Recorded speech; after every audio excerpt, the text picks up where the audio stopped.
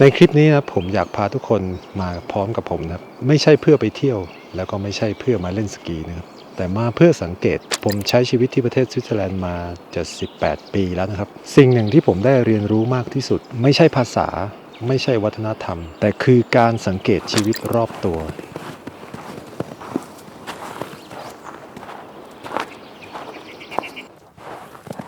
สวัสดีครับทุกคนครับผมซานนะครับตอนนี้นะครับทุกคนกำลังอยู่ในช่องของ Mr. E&B World นะครับ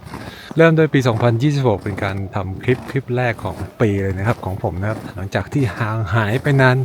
จริงๆก็ไม่ได้หายไปไหนหรอกครับผมก็ทำงานใช้ชีวิตไปเรื่อยๆของผมนี่แหละครับ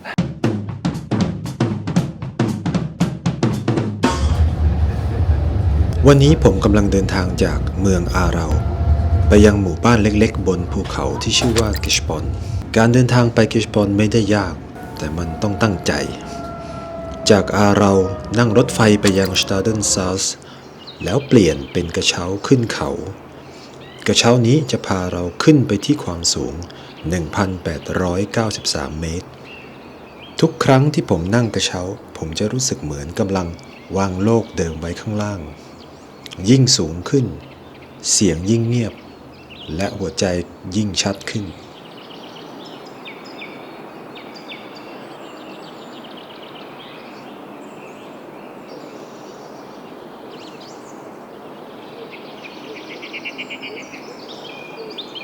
นคลิปนี้นะครับหลังจากที่ผมไม่ได้ทำคลิปมานานเลยนะครับเพราะว่าชีวิตประจำวันผมก็ยุ่งอยู่กับการทำงานแล้วก็ดูแลลูกกิจกรรมซ้ำวนไปวนมานะครับก็ไม่ได้มีอะไรน่าสนใจเท่าไหร่ครับก็พอดีจังหวะต้นปีนี้ผมได้มีโอกาสพาลูกๆมาเที่ยวในสกีฮอลิเดย์สั้นๆนะครับแค่4 วัน 3 คืนผมก็เลยถือโอกาสมาถ่ายบรรยากาศชนบททางตอนใต้ของสวิตเซอร์แลนด์นะที่เขาเรียกว่าคันโทนวาลิสนะครับซึ่งในโซนเนี้ยเราก็จะเห็น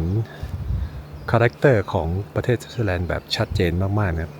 แล้วก็ในหมู่บ้านที่ผมมาในทริปนี้เขาเรียกว่าสปอนครับซึ่งจะอ่านว่า G S P O N นะครับสปอนนะครับเป็นหมู่บ้านเล็กๆบนหุบเขาที่ไม่มีนักท่องเที่ยวหรือทัวริสต์มาเลยครับส่วนใหญ่จะเป็นคนท้องถิ่นที่มา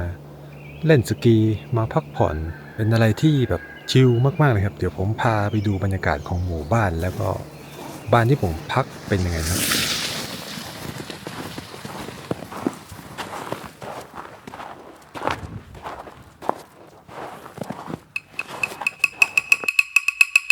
เข้ามาใช่ไหมครับมันจะมีห้องนะเนี่ย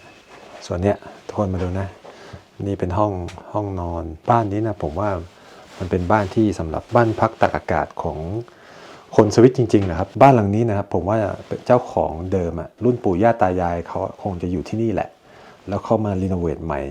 แล้วมาทำเป็นเหมือนเขาเรียกเป็นบ้านพักฮอลิเดย์ส่วนนี้ครับเนี่ยเป็นห้องครัวนะครับทุกคนห้องครัวก็เป็นห้องครัวแบบยุคสมัยก่อนครับเป็นโอ s คูลหน่อยๆครับเห็นไหมครับเนี่ยทุกคนเดี๋ยวผมปรับกล้องลงนี่คือเตาไว้สำหรับทำกับข้าวใช่ไหมครับแล้วก็มีตู้เย็นเล็กๆซื้อของใส่ไว้ทำกับข้าวส่วนนี้ก็เป็นอ่างไว้ล้างจานล้างมืออะไรต่างๆครับแล้วก็ตรงเนี้ยข้างล่างเนี่ยผมไปดูอันนี้คือเตาผิงสำหรับทำความร้อนภายในบ้านครับที่นี่ยังไม่มีฮีตเตอร์นะครับในยุคนั้นนะครับแต่ว่าณตอนนี้ที่ผมมาพักเนี่ยเขามีฮีตเตอร์แล้วแต่เราก็ยังใช้เตาผิงอันนี้เพื่อสร้างความอบอุ่นให้กับศูนย์กลางของบ้านนะครับเนี่ยส่วนอันเนี้ยนี่นะทุกคนอันนี้ก็เป็นเตาผิงที่สามารถทำกับข้าวได้ครับคือเราสามารถก่อไฟใช่ไหมเข้าไปในนี้ใช่ไหมครับทุกคนเนี่ยนี่คือก่อพวกไม้ฟืนอะไรเราสามารถก่อไฟเข้าไปในนี้แล้วพอมันร้อนนะครับเราก็สามารถต้มน้ำทำกับข้าวอะไรบนนี้ได้เลยแล้วก็ทำความร้อนให้กับภายในบ้านได้ด้วยนะครับนี่ก็เป็นห้องครัวใช่ไหมครับมีโต๊ะกินข้าวแล้วก็ผมพามาดูห้องนอนนะครับอยู่ใกล้ๆกับห้องครัวนี่คือห้องนอนที่ผมกับภรรยาอยู่นะครับเห็นไหมครับก็เป็นเตียงบ้านแบบสมัยก่อนนะครับเชยรุ่นแบบรุ่นคุณปู่คุณย่าครับบ้านไม้ด้วยโอ้โหคลาสสิกมาก ดี๋ยวผมเปิดหน้าต่างให้ดูนะครับทุกคนนี่คอยดูนะผมพาไปข้างนอกนี่วิวจากข้างนอกครับทุกคนหิมะเต็มไปหมดเลยส่วนห้องน้ำนะเดี๋ยวผมพาไปดูห้องน้ำครับทุกคนเดี๋ยวอันนี้เป็นห้องที่ลูกๆผมนอนนะครับนี่โอ้โหของเล่นเต็มเลยให้ดูของเล่นเต็มเลยข้างล่างมันเล่นกันผมห้ามเหยียบก็เป็นห้องมีเตียงอันนี้1เตียงใช่ไหมแล้วก็อันนี้เตียงที่2อยู่นี่ลูกคนโตผมนอนนี่ลูกคนเล็กนอนนี่อันนี้คือเป็นชนบทที่อยู่บนเขาแบบห่างไกลชุมชนจริงๆครับนี่อันนี้สำคัญคือนี่ครับทุกคนเดี๋ยวภาพดูนี่คือเตาผิงสมัยก่อนนะฮะเนี่ยเตาผิงเนี้ยจะเชื่อมต่อห้องนอนลูกๆใช่ไหมแล้วก็ห้องนอนผมกับภรรยาอยู่ฝั่งตรงข้ามเนี่ยเตาผิงเนี้ยสมัยโบราณเนี่ยแล้วก็เนี่ยมันจะเป็นช่องระหว่างห้องอีกห้องหนึ่งห้องเมื่อกี้ที่ผมพาไปดูโอเคนะครับทุกคนเดี๋ยวผมพาไปดูบรรยากาศรอบๆหมู่บ้านนะครับว่ามันจะแบบสวยงามแค่ไหนนะครับตามผมมาครับ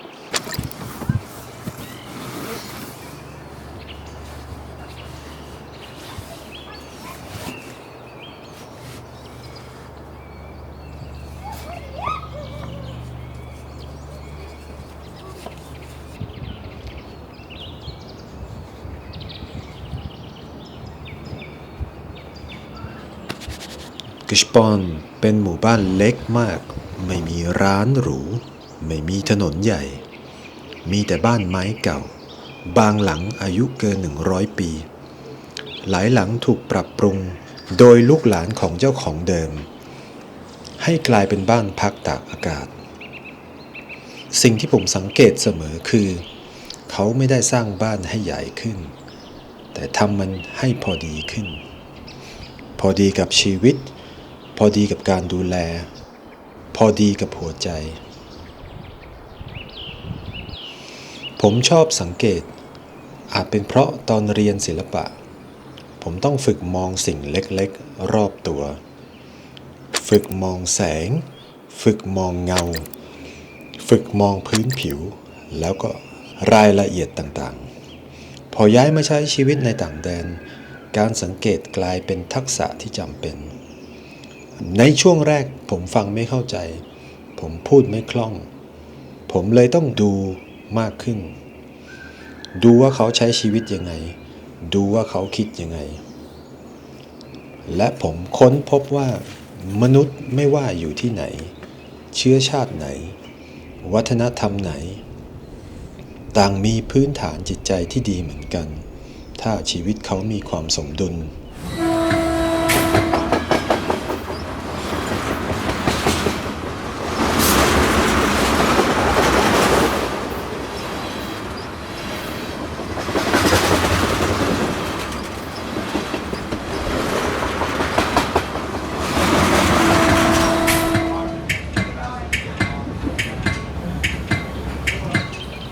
สกีฮอลิเดย์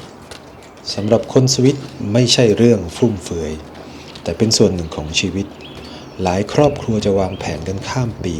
บางครั้งถึง2 ปีล่วงหน้าต้องจองบ้านต้องเตรียมอุปกรณ์ถ้ามีลูกอุปกรณ์สกีแทบต้องเปลี่ยนทุกปี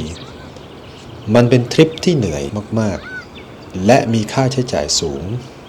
แต่คนสวิตก็ยังทำเพราะเขาเข้าใจว่าถ้าไม่ดูแลสุขภาพกายสุขภาพใจ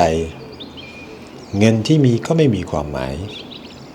เหตุผลหนึ่งที่สำคัญมากๆก็คือแสงแดดตอนผมยังอยู่ที่เมืองไทยผมไม่เคยคิดว่าแสงแดดจะสำคัญขนาดนี้แต่เมื่อมาใช้ชีวิตที่นี่ช่วงฤดูหนาวยาวฟ้าครึ้มเกือบทุกวันแสงแดดกลายเป็นสิ่งจำเป็นต่อสุขภาพจิตอย่างแท้จริงการเล่นสกี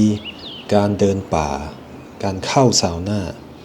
ทั้งหมดเนี่ยไม่ใช่เพราะความหรูหราแต่คือการดูแลตัวเองคนที่เป็นนักท่องเที่ยวที่มาเนี่ยมาเพื่อเล่นสกีเขาอาจจะเช่าสกีต่อครั้งหรือว่าต่อทริปที่มาราคาสูงมากนะครับถ้าเทียบกับการเช่าทั้งฤดูกาลนะซึ่งผมจะใช้วิธีที่ว่าให้ ลูกๆผมอะเช่าอุปกรณ์เล่นสกีอะแบบเหมารวมทั้งฤดูหนาวเลยครับเพราะว่าเขาสามารถไปเล่นกับเพื่อนได้ไปเล่นกับโรงเรียนได้โดยไม่ต้องไปเช่าในแต่ละสถานที่ครับตลอดทั้งฤดูกาลตั้งแต่ธันวาจนถึงปลายเมษายนนะครับก็เราก็จะจ่ายประมาณ174 ฟรังก์ครับก็ลองคูณ40คูณ39 บาทดูนะครับซึ่งมันคุ้มมากกว่าแต่อีกปัญหาหนึ่งครับในการมาเที่ยวช่วงฤดูหนาวเนี่ยเราต้องแบกอุปกรณ์ทั้งหมดซึ่งผมก็อยู่ที่นี่มาหลายปีแล้วทุกปีผมก็ไปเล่นแหละแต่ปีนี้รู้สึกเหนื่อยเหมือนกันนะ แบกกับภรรยา2 คนให้ลูกช่วยกันแบกโหกว่าจะขึ้นมาบนเขาอีกบางสถานที่เราไม่สามารถที่จะขับรถขึ้นมาบนยอดเขาได้เพราะว่ามันเส้นทางอะไรมันก็ลำบากครับมันก็ต้องนั่งกระเช้าขึ้นมาบนเขาเนี่ยครับบางทีก็พื้นที่ที่สำหรับเล่นสกีส่วนใหญ่ก็จะอยู่ที่ระดับความสูงประมาณ 1,500 1,800 หรือ 2,000 ขึ้นไปนะครับแล้วก็ถ้าเรามาแบบเนี้ยเราก็ต้องแบกทั้งหมดสัมภาระทั้งเสื้อผ้าทั้งอุปกรณ์เล่นสกีบางพื้นที่ไม่มีร้านสะดวกซื้อหรือว่าร้านซูเปอร์มาร์เก็ตเราก็ต้องแบกอาหารขึ้นมาด้วยซึ่งอีกมุมหนึ่งมันก็สนุกมันผจญภัยดีนะครับแต่พอมามองอีกมุมหนึ่งซึ่งก็เป็นทริปที่แบบเหนื่อย สนุกแต่เหนื่อยสุดๆตัวนี้ก็เป็นร้านค้าร้านเดียวในหมู่บ้านนะครับเขาจะมีชื่อเรียกว่าคอนซูมนะครับแล้วทุกอย่างก็จะเป็นระบบคีย์การ์ดหมดเลยนะครับในหมู่บ้านไม่มีคนเฝ้าร้านด้วยนะครับเราต้องบริการตัวเองแล้วก็จ่ายเองนะครับ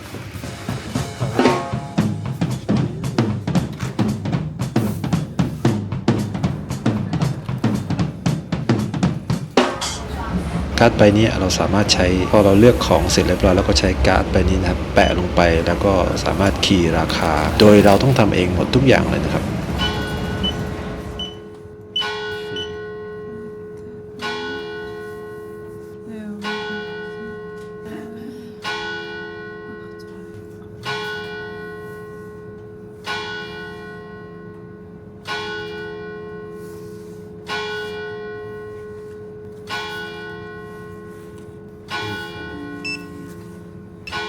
ก็นะครับราคาทั้งหมดนะครับวันนี้44 ฟรัง55นะครับ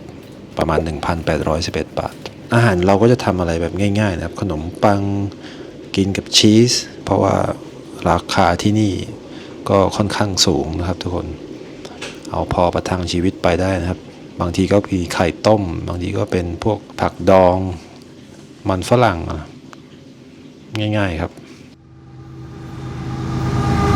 สำหรับใครที่เข้ามาใหม่นะครับก็อย่าลืมกดไลค์กด Subscribe แล้วก็กดกระดิ่งด้วยนะครับทุกคนผมก็ยังทำคลิปต่อไปเรื่อยๆแหละครับแต่ก็จะเน้นในจังหวะที่ผมได้มีโอกาสไปเที่ยวที่ไหนสถานที่ที่ไหนน่าสนใจผมก็จะพยายามทำคลิปมาให้ทุกคนได้ดูนะครับยิ่งผมอยู่ห่างจากเมืองห่างจากเสียงรถห่างจากความเร่งรีบผมยิ่งรู้สึกชัดเจนว่าความจริงใจของมนุษย์ไม่ได้หายไปไหนเลยมันไม่ได้ถูกทำลายมันไม่ได้ถูกสูญสลายมันแค่ถูกกลบด้วยความกังวลด้วยความไม่พอและด้วยความไม่สมดุลในชีวิตที่หมู่บ้านเล็กๆบนภูเขาแห่งนี้ผมเห็นบางอย่างที่เรียบง่ายมากคนไม่ได้มีมากกว่าใครแต่เขามีพอในสุขภาพพอในความสัมพันธ์พอในความต้องการและเมื่อชีวิตมีความพอหัวใจก็สะอาดขึ้นเองผมเชื่อว่าไม่ว่าเราจะอยู่ประเทศไหนเชื้อชาติไหนหรือวัฒนธรรมไหนพื้นฐานของมนุษย์ทุกคนคือความดีเพียงแต่บางครั้งเราอาจจะลืมดูแลร่างกายลืมดูแลใจและลืมจัดการชีวิตให้สมดุลการเดินทางครั้งนี้ไม่ได้ทำให้ผมเป็นคนใหม่แต่มันทำให้ผมกลับมาเป็นตัวเองมากขึ้นกลับมาช้าลงกลับมาฟังลมหายใจตัวเองกลับมาขอบคุณสิ่งเล็กๆรอบตัวบางทีเราไม่ได้ต้องการชีวิตที่ยิ่งใหญ่ขึ้นเราแค่ต้องการชีวิตที่สมดุลขึ้น ขอบคุณที่เดินทางมาในโลกของผมด้วยกัน ขอบคุณที่ใช้เวลาเงียบๆร่วมกัน แล้วพบกันใหม่ครับ